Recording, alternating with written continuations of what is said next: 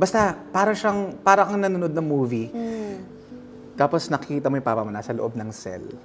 Tapos yun, as in dire-diretso, luha, ganyan. Tapos yung sinasabi pa ng papa ko, yung papa ko kasi medyo ano siya, hindi siya expressive. Parang hindi siya yung, kumbaga, basta man of few words siya. Tapos sabi niya na, okay lang yan. Parang, ganun siya. So, mas nakakaiyak pa yun sa akin kasi parang naaawa ako. Tapos naalala ko pa nga dati, pinakanta niya ako doon. Kasi parang may event sa loob. Tapos parang hindi ko alam kung banda ba yun or parang may sound system. Tapos pinakanta niya ako kasi wala lang, very proud lang siya sa akin na Ano ko yan? Ganyan. Ang puti-puti. Pero hindi siya ganyan ka-expressive. Nonchalant kasi yung tatay ko. Alam mo ba, Karen, na na-experience ko one time na sobrang nag-strict sila magpapasok. Piling ko alam ko na to. Alam mo na to? Sige, walaan mo. Nagubad ka? Yes, lahat! Para ako na yung naging father sa family. Ganon. Ako na yung kailangan mag-provide. How did you provide though? In fairness naman kay Lord na binigyan niya ako ng... Ito na yung singing career mo. Yeah. Nakatulong talaga sa family. Have you ever had a corporate job just to take care of everyone? No. Never. You relied on your talents. Parang wala akong irereklamo sa binigay ni Lord. And at the same time, I was able to support my family. Dahil, alam mo yung natupad yung pangarap mo, kumanta, tapos kumikita ka to support. So, masaya. Yun nangyari din sa akin. Na nabigyan ako ng responsibilidad, pero hindi ako pinabayaan ni Lord na para magampanan ko yung responsibilidad na yan.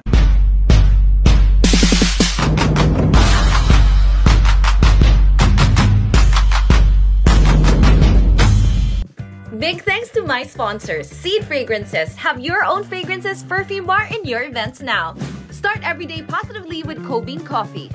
Party trays and packed meals, hot dish. Luvito for my clothes. The best empanadas and Pinoy favorites are from Farina's Ilocos Empanada. For full meaty rice meals, go for Java Meals. Shape White Coffee. For coffee event stalls, Tercy's Beauty Studio Cafe. And of course, thank you to my production house, Summer Sky Productions. Today in Columbia Stories, we welcome a well-known Tawag ng Tanghalan grand finalist whose voice has touched thousands. Beyond music though, he shares a deep personal story, ang matagal na pagkakulong ng kanyang tatay at ang kanilang emotional reunion. Here to share his story, let's have Anthony Castillo. Anthony! Hi, Karen! It's been... How 2 long? years? 2 years na ba? 2 years na yata. Okay, if people don't know, si Anthony, siya actually sumama sa akin sa pagpasok ng San Juan City Jail with Ninong Rai. With Ninong Rai. And some of your... Pinoy Big Brother PBB housemates. friends. Pwede bang i-share ko lang kung... Sorry, i-share ko lang gano'ng kabait si Karen kasi hindi niya pa ako kilala. Naalala mo sa Pi Channel, doon tayo first na nagkilala. Na nag-meet. Tapos, sa dressing room, parang nakwento ko lang sa kanya yung sa papa ko. Kasi feeling ko may something kami in common. Tapos yun na, after that, nagkwento na siya. Parang ang comfy niya na magkwento sa akin. So, wala lang, abait lang ni Karen, ang approachable. Ang cute naman na alala mo yun. Pero, hindi ko nakalimutan yun kasi you shared to me nga with such confidence. Feeling ko kasi hindi mo sinishare sa lahat ng tao na nakulong yung dad mo. Yeah. And I guess, when you learned about my story, you had to open up kasi there's only a few people you can talk to about it, diba? So, nung sinabi mo yun, sabi ko, I would love to have you in my events. Tsaka, your experience would definitely inspire the many out there, diba? So, eto na yun. Yes. I'm so glad. Thank you kasi I'm so glad. ginawa mo akong part ng advocacy mo. Diba? So, ito na. Let's talk about first your career. Una, congratulations. Kasi recently, nag-host siya na isang big event for Tawag ng Tanghalan, right? And obviously, we've seen your journey in Tawag ng Tanghalan. Congratulations, by the way. Thank you. So, gusto ko lang itanong, paano mo na-realize and when mo na-realize na, music and being a professional singer is your career path? Actually, kasi bata pa lang ako, as in kumakanta na ako. Kung naalala nyo, sa mga millennials dyan, di ba sa cable TV before, meron talagang yung parang karaoke sa cable TV. Tapos, yung mama ko, parang napansin niya na kumakanta ako. Sinasabayan ko yung, to be specific, song ni Lea Salonga, yung What a Journey It Has Been. Bata pa lang ako. Tapos parang doon pa lang, alam na nila na parang kumakanta ako. And then, ayun, dire-diretso na. Kasi, syempre, nag-start sa school, intermission number, ganyan, tapos i-compete, ganyan, against other schools, yun. So, doon nag-start. Ikaw ba audition ka or you were discovered? Okay, yung before Tawag ng Tanghalan kasi, ano na ako, Ryan Cayabyab Singers na ako. And I still see you working with him all the time. Yeah, until now, kasi sobrang bait ni Mr. C. Talagang hindi niya ako pinipigilan sa ibang mga endeavors ko sa buhay. Pero, ayun, Ryan Cayabyab Singers na ako. And then, dumating yung pandemic, nawalan tayo ng work, nawalan tayo ng gigs, ganyan. Tapos, yung pagsali sa contest as a solo performer, matagal ko na siyang dream. Pero, parang hindi ko na siya tinuloy kasi nga happy na ako sa career ko. I'm with Mr. Sina. Tapos, I get to work with other artists din naman sa mga events, ganito, ganyan. Nag-recordings na rin. We perform abroad. So, okay na ako. And then, pandemic. Tapos sabi ko, bakit hindi ko i-try na balikan ko ano yung dream ko before that. Before ako naging part ng group. Trinay ko siya. And then, surprisingly, parang, wow, ganda nung kinalabasan nung pag-try ko na yan. Grand finalist ba naman, diba? Napakalaking platform ng Tawag ng Tanghalan. And, you mentioned nga naman na your dad was in prison. So, I'm wondering, meron ba siyang inspiration na ibigay sa'yo or nan-motivate ka ba more in your music career with his situation? Okay, sa career ko, yes. Kasi, panganay kasi ako eldest ako. And then, nung nangyari yun, nung nakulong yung papa ko. When, by the way? 2013. Okay, Yeah. so not so... Medyo, nga pala 2025 na ngayon. Medyo, matagal na rin, di ba? Pero, nung time na yun, kakagraduate ko lang from college. So, parang wala pa, kumbaga exploring pa lang ako, hindi ko pa alam saan ako pupunta, kumbaga hindi ko pa alam kung anong saan ako magsasucceed na profession, ganyan. Tapos biglang nangyari yun. Before nangyari yun, yung papa ko, very supportive na pupunta na ako ng Manila, maging independent na ako. Parang, si papa kasi yung parang, basta one call away lang kapag may kailangan ka rin, ganyan. Tapos nung pag-uwi ko, naalala ko nun, parang magbabakasyon lang ako ng saglit lang sa Baguio. Nandito na ako sa Manila. Taga Baguio kasi kami, by the way. Okay. And then yun, nalaman ko yung news na nakulong na siya. Tapos, yun na, parang bilang panganay, ako na yung, kumbaga, syempre automatic na parang, kailangan ako na yung bahala. Parang, hindi naman sa walang choice, pero ako na yung talagang parang susupport. Breadwinner? Yeah. Ng entire family? Kasi, yun, nangyari nga siya. Ilan ba yung kapatid mo? Tatlo. Are Tapos they noon, nag-aaral pa females? sila. Puro lalaki kami lahat. Ikaw si Nag-aaral pa kuya. sila. Ako yung ako si kuya, pinaka-kuya. Tapos yun. So, yes, kasi eventually, di ba, napunta ako sa music industry. So yes, naging inspiration ko din siya. Kasi yung nangyari sa buhay namin, na nakakulong siya, na kailangan ko mag-support sa family. Talagang sila yung naging inspiration ko. Bakit ako nagpatuloy? Bakit ako kailangan kumayod, alam mo yun. Tapos, sa Tawag ng Tanghalan naman, nung grand finals, nag-iisip ako, wala akong maisip na song. Kasi, wala lang. Parang, as in, hindi ko alam kung anong kakantahin ko na mag-i-impact talaga ng performance ko. Tapos, nag-suggest yung Showtime na Mapa ng SB19. During that time, yung Mapa, very, sikat. Malakas. Malakas. Tapos, sabi ko, paano ko gagawin yung Mapa? Hindi ako, parang feeling ko, hindi yun yung emotionally connected. Ko.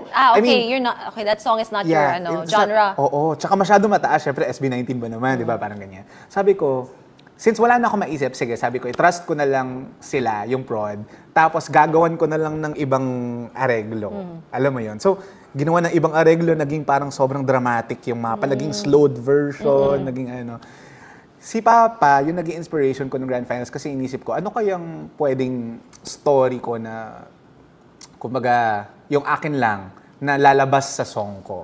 So, inisipan ko, and then perfect, kasi Mapa, parents yun eh. About parents na gusto mong magpahinga muna kasi ako na yung bahala. Parang ang perfect sa story ko kasi eldest, ako na yung nag-take over. Okay. Tapos parang, wag mag-alala, ipikitang yung mata, ako na pahinga muna, ganyan. So parang naging perfect yung story na yon for Mapa. Nakita ng dad mo yon? Yeah, nakita niya. Pero nakita niya na nung nakalabas na siya.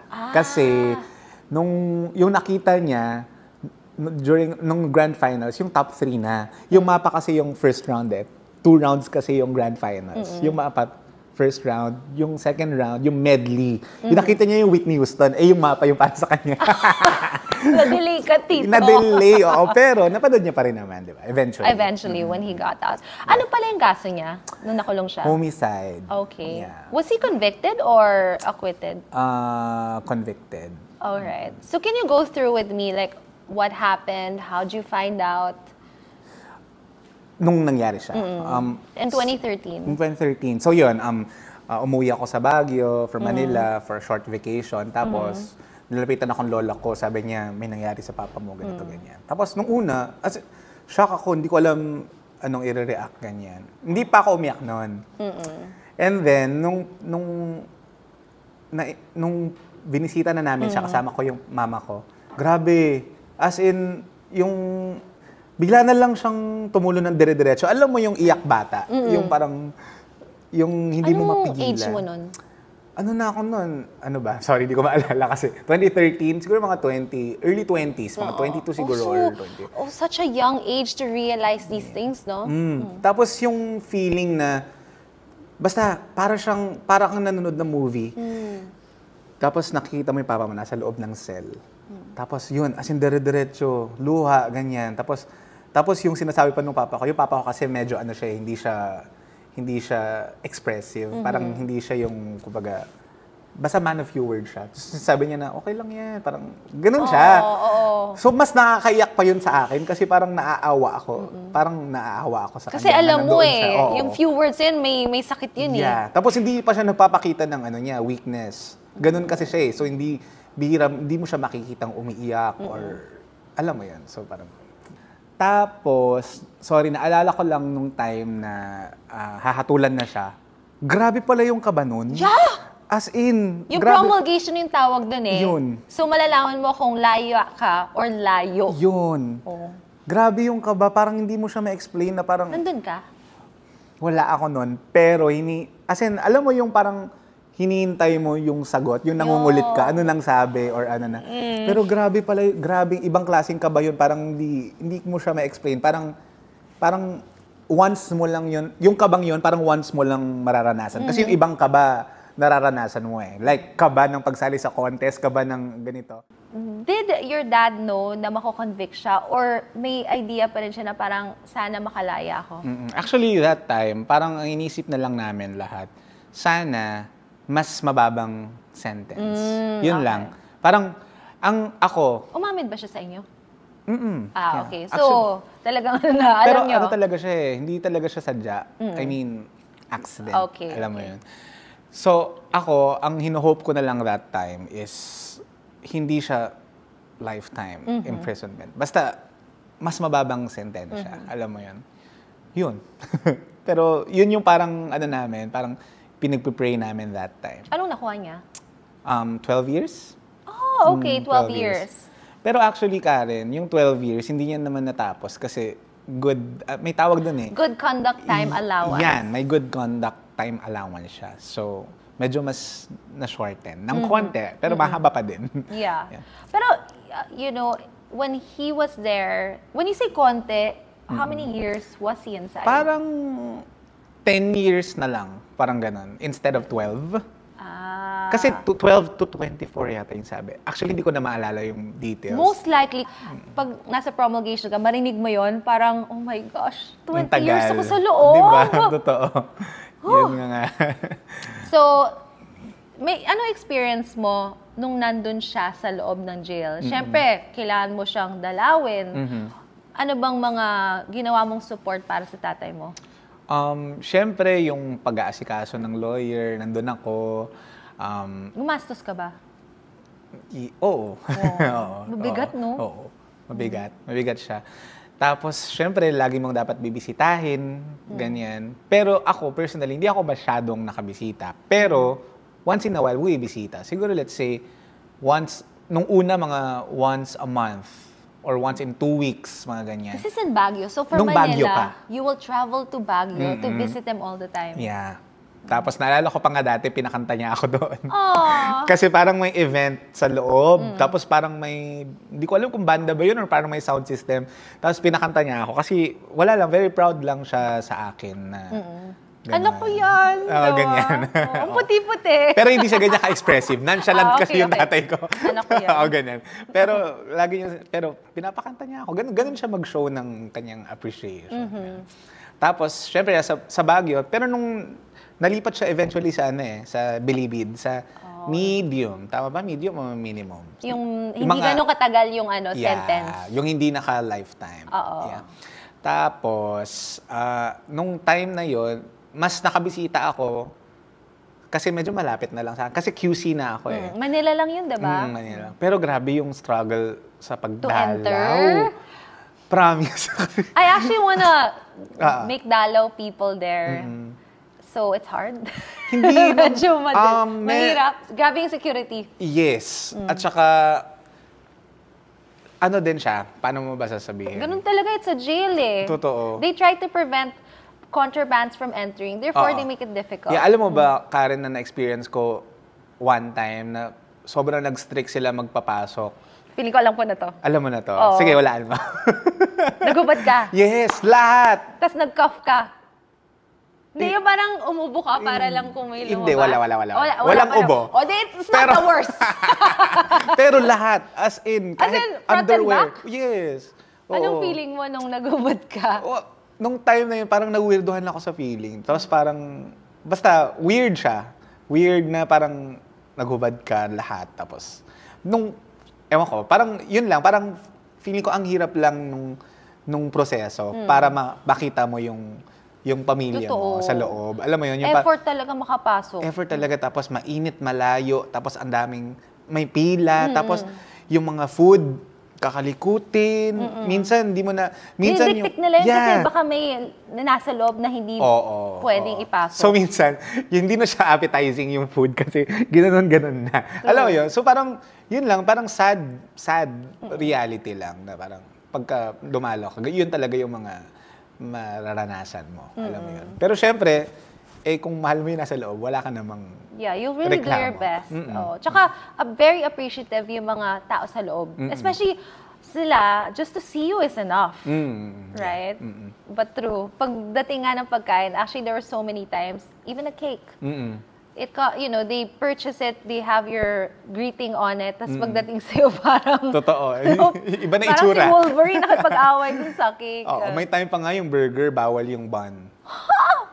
So yung patty lang yung pinapasok. Totoo. Oo, may ganun. Basta iba-iba, nag-iiba-iba yung rules nila. rules. It Depende. depends kasi kung sino yung officer na nandun, anong nangyari nung week na yun. Yun. Kung medyo may nangyaring kaguluhan, medyo mas magiging strict sila, ganyan. Kung medyo wala naman ng matagal na panahon, medyo maluwag sila magpapasok. Ganun. Ano yung pinaka-emotional time mo with your dad? Alam mo, yun na yun. Yung first time na nakita ko siyang... Kasi yun talaga yung iyak talaga na kakaibang iyak din. Yung parang... Basta iba sa feeling. Ewan ko, sana... I don't wish for anyone na maranasan yun, syempre. Pero ano siya, parang... Para ulit siyang movie. Parang... Kung may naisip ka na... sa tingin mo, never mangyayari sa buhay mo. Parang ganon. Tapos, ganun siya kasakit. Ganon. Parang... Kinahiya mo ba yun? Hindi. Hindi. You Hindi just naman. accepted it? Yeah. Accepted. Tsaka, more on, ano lang, parang, mas pinotect ko lang yung process. Alam mo yun? Kaya, what do you mean? Like, what do you ibig mean ko sabihin, by protecting parang, the process? Hindi, pinotect ko lang yung... Kasi di ba pagka may mga case pa na ongoing, ganito, ganyan, syempre dapat, parang medyo private. Alam mo Very yun? low-key. Low-key, oo. Para, syempre, kasi parang hindi na makagulo pa. Alam mo yun? So, Yun lang. Pero hindi ko naman siya kinahiya. Kasi nga, nung grand finals nga sinabi ko yun kila Meme Vice Yun yung naging banter after ng performance ko. And Nung shinare mo yun, was he already sentenced? Or, Yes. So actually there's comfort then of sharing these things. kapag tapos na. Yeah. Kasi pag hindi pa tapos yung kaso, ang daming pwedeng mangyari. Oo. Especially you're a public figure. Pwedeng ikaw yung ma-attack, hindi mo alam, Totoo diba? yun. Nung time na yun, wala Parang hinihintay na lang yung paglaya. Nung sinabi ko on national TV. Alam mo yun. So it was you were already, parang may hinga ka na nung time na yun. Yes. Oh. Were you guys close, by the way, you and your dad? Close naman kami. Pero hindi kami yung tipong talaga. Ano ba? Paano bang level of closeness? Hindi kami barkada close. Hindi barkada kind of close. Pero close kami. Tsaka yung papa ko kasi mas kami, spoiled kami sa kanya. Siya yung ganung klaseng tatay, yung parang pag may ipabili ka, maaalala niya yun. Kahit minsan feeling ko kahit minsan hindi niya afford, ganyan. Gagawa niya na paraan. Hindi niya mabibigay agad, pero He takes notes of what you guys yes. like. Tapos magugulat Very ka na lang thoughtful. darating yung time, nandun na. Parang ganyan. Oh, sweet naman ang daddy mo. So, was he able to do things like that even though he was in jail? Meron ba? Actually, parang meron.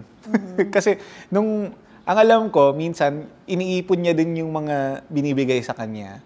Tapos, minsan binibigay niya din sa mga kapatid kong maliliit. Yung mga ganun. Anong binibigay sa kanya? Pera? You mean? Money, ganyan. Alam mo yun. Kasi, di ba, pag sa loob kasi, hindi alam nung iba, sa loob, kailangan din nila ng Diskarte. ng pera, ganito. So, what was it like, your relationship with you, your family, and him when he was in prison? Like, syempre, bilang panganay, you know, you also look for a father figure. You look for someone who can lead you. So, paano na yan? You were on your own. Mas naging tight kami actually nung nakulong si Papa. Kasi before that, Tight with your dad or tight with the entire tight family? kami as a family na.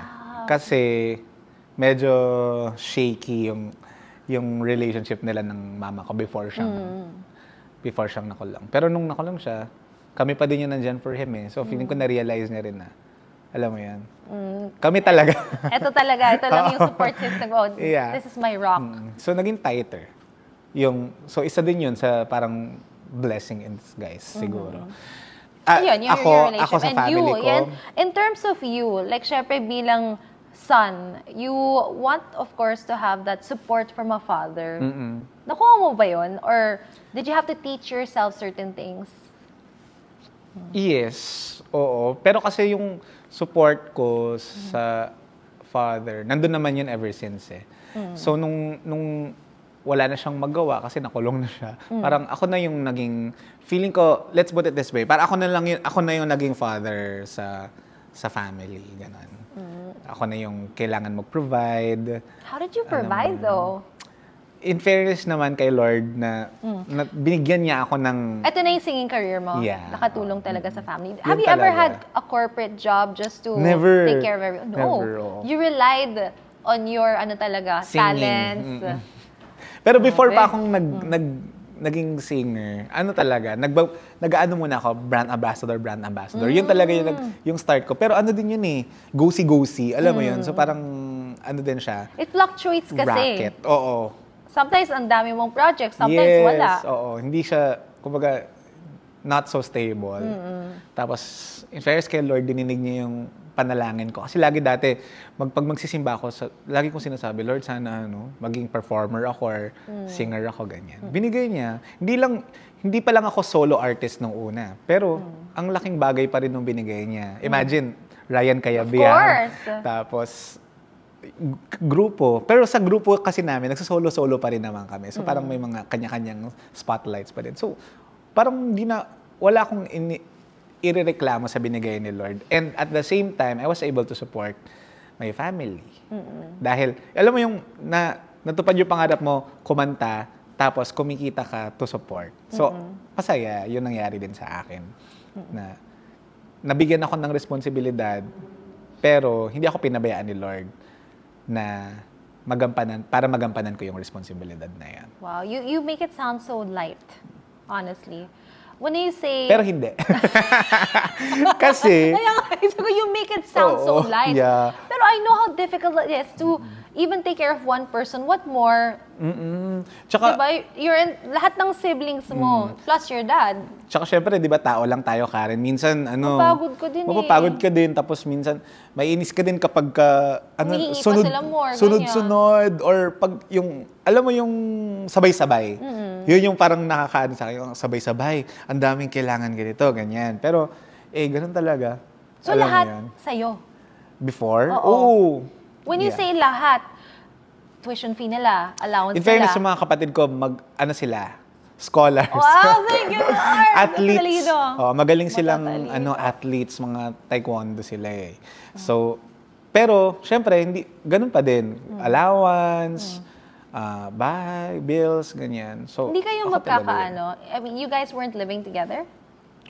Nung time na yun hindi na kasi umalis na ako sa sa bahay. Sila na lang. Sa Baguio? Yes. Sila With na the lang. mom. And then you're in Manila. Darn. Para kang OFW. Yes, ganun talaga yung nangyari. Tapos dati kasi medyo mas nakakabisita pa ako. Until, hindi na masyado kasi nga, pabisi ng pabisi. Yung gano'n, parang bihira na lang makabisita, gano'n. Were there times na you were scared for your dad? Considering, syempre, Oo. nandun siya sa Baguio City Jail. Tapos na-move siya sa Bucor. Bucor kasi I hear a lot of things. Syempre, as someone na first-timer na magkaroon ng family member doon, madami talagang dangers kasi convicted talaga yung mga tao doon. Ano Madami. yung mga fears nyo for your dad?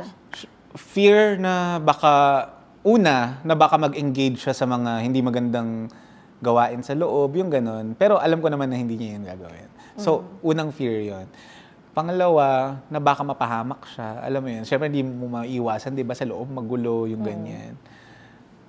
Mga ganyang bagay lang. Or mabartolina, or magkasakit sa loob, tapos hindi mabigyan ng proper... Medicine. Yung gano'n. Kasi minsan, ewan ko, may mga balita din minsan na bigla na lang nagkasakit tapos nawala na. Namatay. Yung tapos napabayaan. last na kayo makaalam.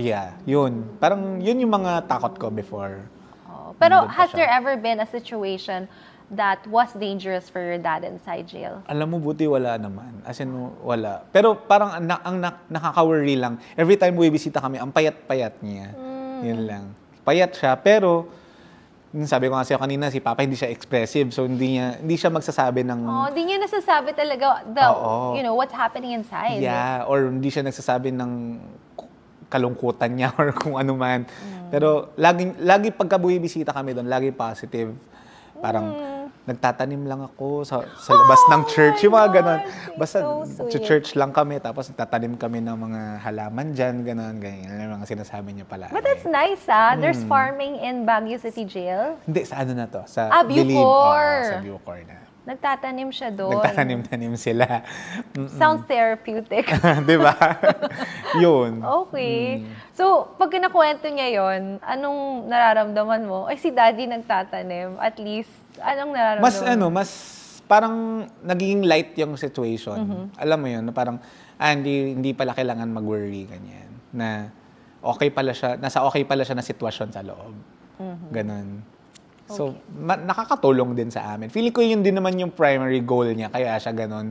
Kasi para hindi kami lahat mag-alala sa kanya. Pinifilter din niya yung mga kinukwento sa For inyo. sure. Hindi niya sinasabi yung mga details Yeah. na hindi maganda. No? But that's a parent's, way of giving us comfort. True.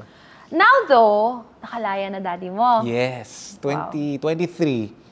2023. 2023. September ba yun? October ba? Kwento ko yung kung paano. So, anong tawag dyan? A few months before that, parang nakakatunog na kami na baka palayain na siya. Kasi parang sinasabihan na siya na be ready, ganito, ganyan. Pero ang tagal. So, hindi kami masyadong umaasa na anytime soon, parang gano'n. Tapos nasa rehearsal ako nung time na yan. Tapos bigla na lang nag-message si mama na lalaya na yung papa mamayang gabi. Wow! Biglang, yung hindi man lang, lalaya na siya next week or lalaya na siya next month. Lalaya na siya mamayang gabi. Yung ganon. Kasi di ba pag ganon, wala namang sinasabing definite time. Ewan ko sa iba, Karen, kung may sinasabi na, lalaya ka, kunwari, December 1 ang laya mo. Ito bigla. Yung mga schedules na yun, you can't really rely on them. Yeah. Kaya I guess yung nagulat trust mo ako. towards the schedules, wala na. Oo. Kaya nung nag-message yung mama ko na lalaya na siya mamayang gabi. Hindi ka nag-reply, where? Hindi naman. Naniwala naman ako in Naniwala fairness. ka, Pero, weird pa rin sa pakiramdam kasi parang, I'm gonna have a father who's gonna be outside now to take care of us. Tapos normal day, nasa rehearsal, alam mo yun, pagod, gusto ko na umuwi, matulog, tapos biglang ganun. Tapos yun, pinuntahan ko kaagad, You went to Baguio agad? Hindi. Sorry, Bucor na pala, yeah, Manila. Bucor. Meron silang shuttle, kung tama yung pagkakaalala ko, parang binaba siya sa MOA. Really? Yun yung process? I think choice nila kung saan sila magpapababa. Hinahatid sila. I didn't know that. Bucor makes them hatid to where they want to go kung wala silang sundo. Yun. Tapos, talagang chinus niya, doon ako sa MOA. Hindi kasi, bakit nga ba? Hindi kasi yung mama ko, doon pinaka-convenient na meet a place. So, pinuntahan ko doon, tapos, yun, hindi naman ako naiyak, pero yung feeling ko yung parang, nandun pa din yung awa. Kasi ang payat-payat, tapos, yung, alam mo yung itsura, yung parang galing talaga sa jail. Mahirap na pinagdaanan. Sa jail. Alam mo yun. Tapos, yun, parang masaya. Tapos nung naalala ko nung time na yun, magdi-dinner kami. Tapos ayaw niya sa loob, gusto niya sa alfresco. Gusto niya sa labas ng restaurant. Kasi may mga tables naman. Siguro dun sa loob. Hindi. Parang feeling ko yung... Not comfortable yan. Oo. Parang gusto niya, kasi kakalabas niya lang, di ba? Ayaw niya sa loob. Parang feeling ko, gusto niya ma-feel yung labas. Oh! Parang ganun. Oh my gosh! I felt that. What was he wearing, by the way? Shirt lang. Tapos, basta naawa din ako sa itsura nung time na yun. Tapos, payat na payat. Ganun. Yun yung first dinner niyo together? Yeah, outside. Sa MOA? Wow. Yeah. Saan niya gusto kumain nung time na yun? Wala naman siyang sinabi. Pero kasi, paglabas niya ng jail, hindi na siya kumakain ng pork. Kasi meron na siyang, iba na yung religion niya. Anong religion niya? Adventist ba yun? Basta hindi na siya kumakain ng pork, hindi na siya kumakain ng shrimp, yung mga Madami nagbago sa dad mo. Madami, oo. Tapos, so pinakain ko siya ng burger. Kasi beef yun. Adjustment, okay.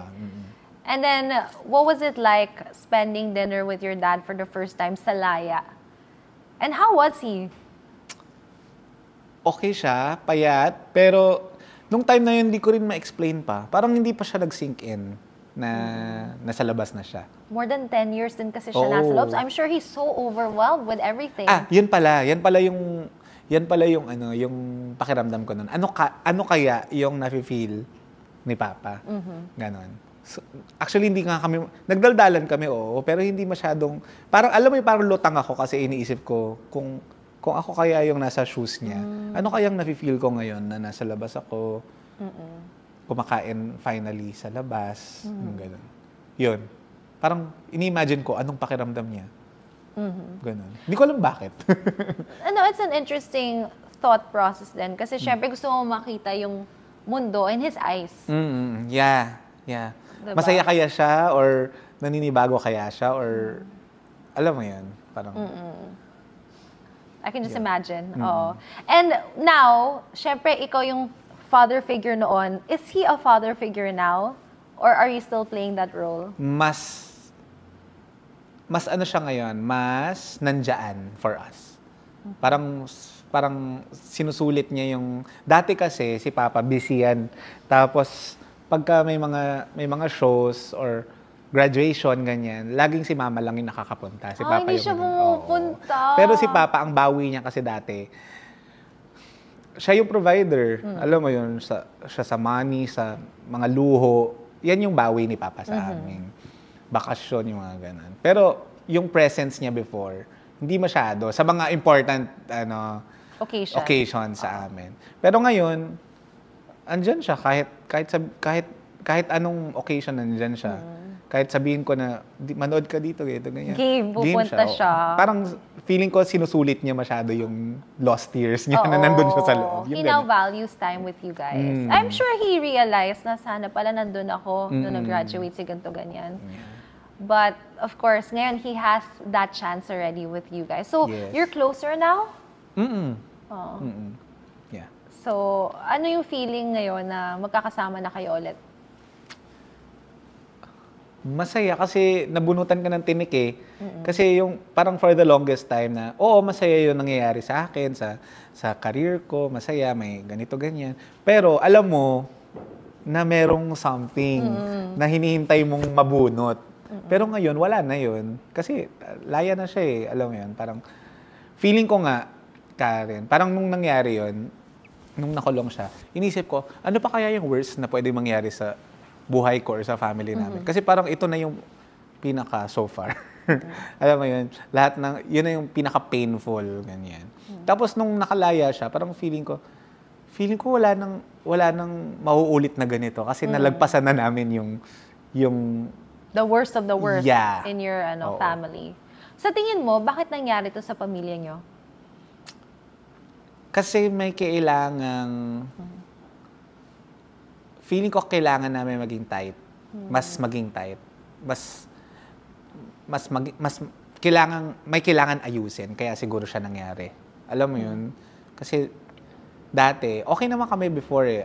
Tapos biglang parang nasisira. Tapos biglang nangyari. Tapos ngayon okay na.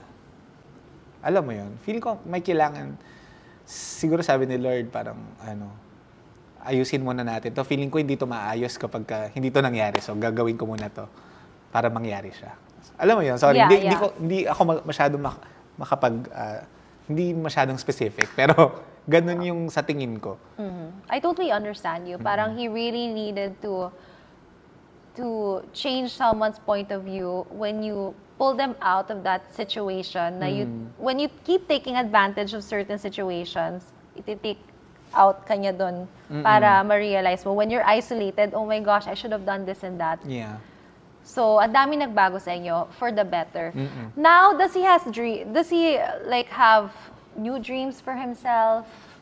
Wala pa siyang masyadong sinasabi about that. Pero parang last time, ang narinig ko lang, parang gusto niya yata maging pastor or something.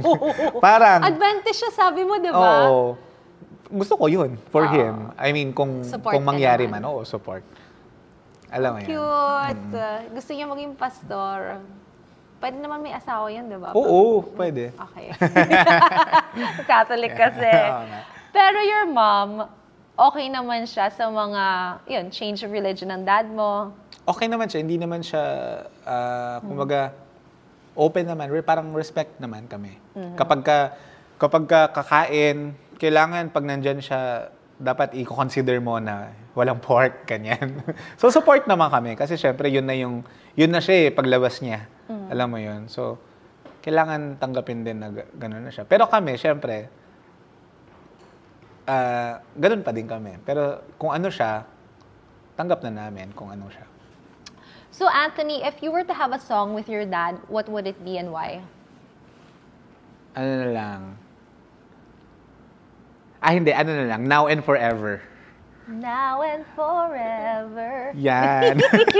Perfect. Singer ka rin walang Karen. Ay, hindi pa yun all out. Pero bakit yun yung kanta? Kasi nung first time niya akong pinakanta sa loob, yun yung kinanta ko, Now and Forever.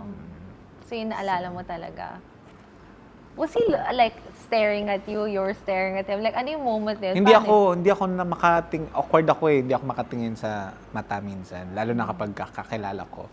Pero sure ako na nakikita ko sa peripheral na nakatingin siya.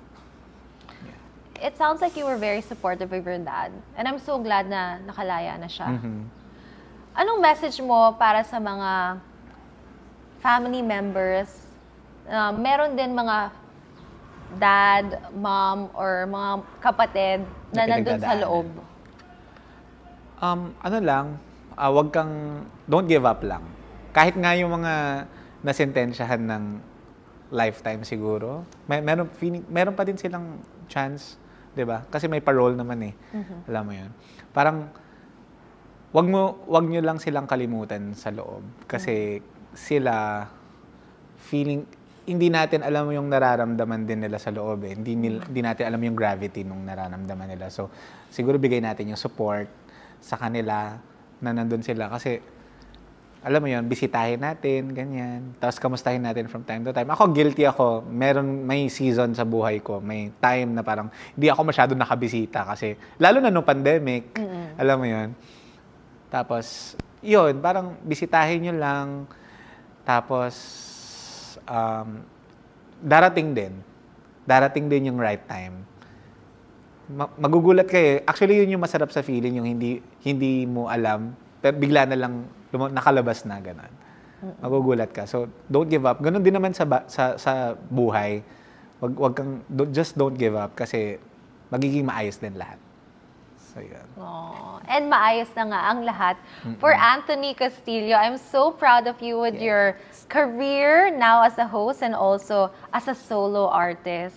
Plus, you have a father already who's out and enjoying your career path, diba, with your entire family. So, thank you so much for sharing your story, Anthony. Baka meron kaming pwedeng abangan, like in terms of your career? Ayan. Siyempre, Showtime Online News sa mga kapamilya natin. Ayan. Host ako dyan, gap show ng Showtime. Sa Kapamilya Online Live, tsaka sa Showtime Online Universe. And then, follow nyo lang ako, Anthony G. Castillo sa Instagram, tsaka sa TikTok. And Ryan Keviev Singers kapag may show kami. Ayan. So, supportahan natin si Anthony Castillo. Plus, maybe one day I can meet your dad. At saka kung may mga projects tayo, makasama natin siya so he can share his story to everyone. Yay! Sige. So, once again, Anthony Castillo on our show, Columbia Stories. Thank you so much. I hope you guys learned a lot, especially sa mga anak out there who have parents na hinihintay talaga nyo yung inyong mga mothers, fathers na makalaya na. For him, nangyari na to. So, it can possibly happen to you as well. And as he mentioned, patience, resilience, yung paglaya ng family nyo, mangyayari at mangyayari yan. Anthony Castillo's journey shows na kahit gaano kalayo tayo sa mga mahal natin sa buhay, music, hope, and faith ang nag-uugnay sa atin. Ang boses niya ay nakaka-touch ng maraming puso, pero ang pinakamalaking performance niya ay ang tunay na buhay. Ang pagiging matatag para sa pamilya at ang pag-awit para ibalik ang kanyang ama sa tahanan. Catch more inspiring stories like this on Columbia Stories. Kasi kahit sa loob ng kulungan, may mga kwento ng pagmamahal at pagbabalik loob. This has been Karen Bordador. See you again next time on Columbia Stories.